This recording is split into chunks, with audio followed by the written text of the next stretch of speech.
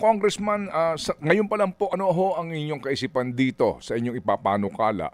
Constitutional Convention, paano ho kaya ang mga delegado, saan sila manggagaling? Kasi baka na naman magkaroon ng issue, yun ding mga political dynasty ang tatakbo dyan kung elected yan. Kung appointed naman, sino naman ang i-appoint dyan? And opo, meron bang timetable ito? Meron ba itong hangganan lamang ang pwede nilang kalikutin? Ito ba'y free for all? Ang daming ganong issue pa nung una. At meron ba tayong pera para dito, Congressman? So dalawang stages 'yon, Ted, ano? Yung unang kailangan gawin kung magkaka-constitutional convention is magkaroon muna ng joint resolution ang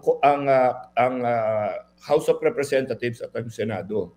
Yung joint resolution, sasabihin lang noon na gagawa tayo ng Constitutional Convention. Yun lang. Pero kailangan niya ng 2/3 vote ng Senado at 2/3 vote ng House of Representatives. Ngayon, pag lumampas ka na dyan, gagawa ngayon lahat ng batas. Ganun din, papasa sa House at papasa sa Senado. Pero yung batas na yon, doon ilalagay ang mga detalye kung may mga binabanggit ko. Ilan ba yan? Appointed o elected ba yan? Gaano katagal ba yan? 1 taon, 5 taon? Ganon, ano. At saka ako, kung samahan ng mga pandagdag pa baka pwedeng gawaan ng provision dun sa batas na ililimit yung mga pag-uusapan. Okay. Halimbawa, ang pinangangamba ng lahat is baka gawing unicameral ulit ito, baka mag-parliamentary, baka maraming pangangamba na gano'n. Siguro baka yung ibang bagay na ayaw natin pag-usapan, lagay natin doon sa batas na hindi pwede pag-usapan yun. Okay, sige po. Yeah, ang problema kasi, Ted, laging nababara ito sa Senado. Halimbawa, itong sa nakaraang kongreso lang, 19th Congress. Ang kwento nila sa akin, may 3 panukala para sa isang CONAS or Constitutional Convention na disapprove lahat sa Senado. Hindi ginalaw. No? Hindi ginalaw.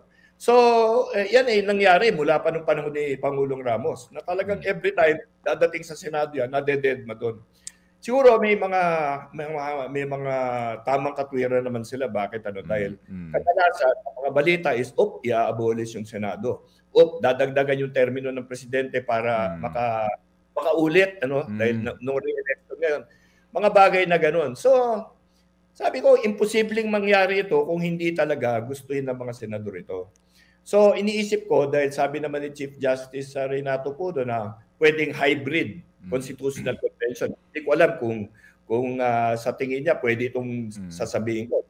Pero baka naman pwedeng gumawa tayo ng Constitutional Convention na magsasalamin sa Kongreso ngayon. It will mirror our Congress. So, meaning to say, 2 kamara din. May upper chamber, may lower chamber ng Constitutional Convention para yung mga senador, hindi sila mag-nervyos na kakargahan ito ng mga delegado ng mga House Representatives.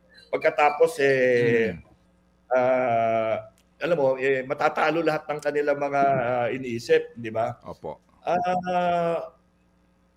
Pero pag-uusapan natin yan, kausapin ng senador, kung sa tingin nila, okay yan. Pero para sa akin, kahit anong gusto nilang paraan, kahit anong gusto nilang forma ng Constitutional Convention, okay na sa akin, basta magkaroon lang. Opo. Pero yung sinasabi ho ninyo na dalawang house din ang magiging ang magpapatakbo doon sa convention, di ba? Yan ba'y present members o dapat talagang mag-eleksyon ng mga delegado rito? Ako kasi, kami sa House kasi, basta gusto lang namin magkaroon ng ganyan Hindi naman, at alam namin busy kami, so hindi namin gagawin na.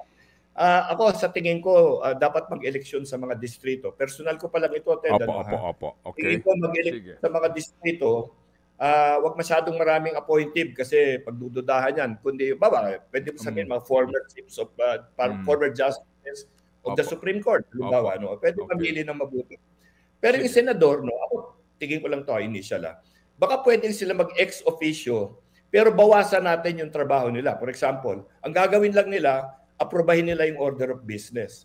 Sa madaling sabi, gagawa ng plano yung lower chamber na ito yung mga gagawin namin, ito yung mga tatalakayin natin. Aakyat sa Senado, i-approve lang ng Senado kung anong pwede pag-usapan, anong hindi pwedeng pag-usapan.